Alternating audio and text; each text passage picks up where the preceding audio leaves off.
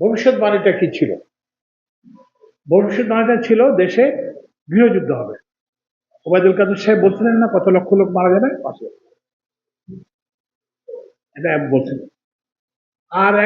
আরেকটা কি প্রেডিকশন ছিল যে অর্থনীতি শ্রীলঙ্কার মতো ধস নামবে।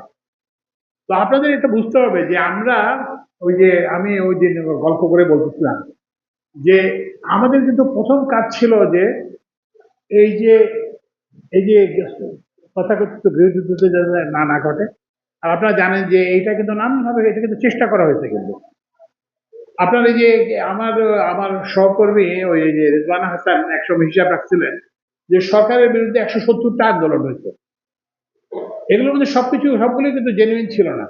অনেকগুলো ছিল যে সরকারকে বিব্রত করার জন্য এবং ওই পরিস্থিতিতে নিয়ে যাওয়ার জন্য অর্থনীতি যাতে কেন এই যে শ্রীলঙ্কার মতো হচ্ছে না ওই পথে নিয়ে যাওয়ার জন্য।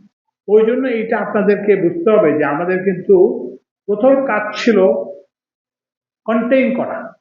সবাই বলছিল যে আমি যখন করি রমজানের আগেই সবাই বললো অগাস্ট তো তারপরে হয়তো বললো যে বিদ্যুতের সাংঘাতিক হবে। কিন্তু আমরা দেখলেন যে আমরা লোডশেডিং ছাড়া রমজান আমরা করলাম। ওই জন্য আপনাদেরকে যে তারপর রেলের কথা বলা হলো যে রেল শেষ হয়ে যাবে, কিন্তু আমরা ওই যে রেলে ওই যে ঈদে যাতায়াতটা ওই জন্য প্লিজ আপনাদেরকে এটা অনুধাবন করতে চেষ্টা করতে হবে। আমরা কিন্তু বেশিরভাগ সময় আমরা কাটাইছি টু কন্টেইন, মানে এটাকে ধরে রাখার জন্য, যেটা পড়ে যাতে না যায়। ওই যে যেটা বলে গৃহযুদ্ধটা যাতে না বাজে, কিংবা ওই যে অর্থনীতি যাতে ধসটা যাতে, যেটা সবাই বলতেছিল এই ধসটা যাতে না। এইটা একটা প্রয়োজনীয়। আমি ওই গতকালকে ওই যে ঠাট্টা করে বলছিলাম যে আপনি জানেন আমি শুল্ক বিভাগে চাকরি করতাম। তো আমার চিটং কাস্টমার আমার একজন সহকর্মী ছিলেন, ওনার নাম ছিল মোখলেস সাহেব। উনি প্রমোশন পেয়ে অ্যাসিস্ট্যান্ট কালেক্টর ছিলেন। তো উনি ওই এক সময় তখন এরশাদ সাহেবের সরকার আসতো, তো ওনাকে ওই যে 666 দুর্নীতি মামলা ওনাকে করলেন। উনি খুব ছিলেন, খুব with great sense of humour. তো উনি বললাম যে কি ব্যাপার মোখলেস ভাই আপনার, আমি উনি এক মাইক্রোবাসে যাতায়াত করতাম। আমাদের মোখলেস ভাই আপনার তো এই যে আপনাকে ঝামেলার মধ্যে ফেলাই দিল। তো বলছে না করবে, কোনো অসুবিধা নেই। তো বলে আমি যাইতেছি, ঢাকায় যাইতেছি, এটা ঠিক হয়ে যাবে।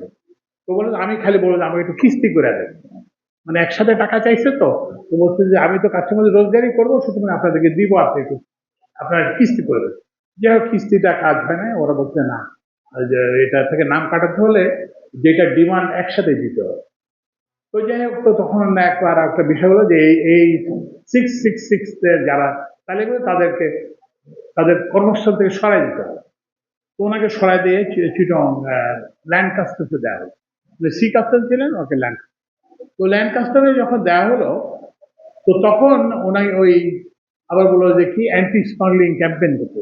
তো উনি চিটং বিপণী বিতানে গেলেন, ওরা ব্যবসায়ীরা ওনার মাথা খাটাই দিল। তো প্রথম তো হচ্ছে যে ওনার ওই যে বললাম যে চাকরির, তো ওখান থেকে সরাই দিতে, কাস্টমারদের হাই আর্ন ইনকাম থেকে ওনাকে লো ইনকাম ল্যান্ড কাস্টম দিতে, তারপর ওখানে মাথা ফাটাইল। এর মধ্যে আবার কাকতালীয় ভাবে ওনার হার্টের সমস্যা দেখা দিল। তো উনি হাসপাতালে গেছেন, আমি ওনার সাথে দেখা করতে গেলাম। ওই যে মুখলেস ভাই আপনার তো একটার পর একটা সমস্যা। তারপর ওনার হাতে আমি দেখলাম যে ওনার 12টা আঙ্গুলে 14টা আঙ্গুল। আমি ওনাকে বললাম যে মুখলেস ভাই আপনার আংটি কিন্তু কাজ করতেছে না। এবং ওই সময়ও কিন্তু ওনার সেন্স অফ হিউমার, কবি সাহেব চিন্তা করেন আমার 14টা আংটি থেকে আমার এই অবস্থা, যদি এগুলো না থাকতো তাহলে আমাদের কি অবস্থা হবে। তো আপনারা কিন্তু অন্তর্বর্তীকালীন সরকারের সময় মূল্যায়ন করার সময় ওই 14টা আংটির কথা মনে রাখবে। বুঝতে পারছেন আমরা কি সিচুয়েশন ফেস করছি?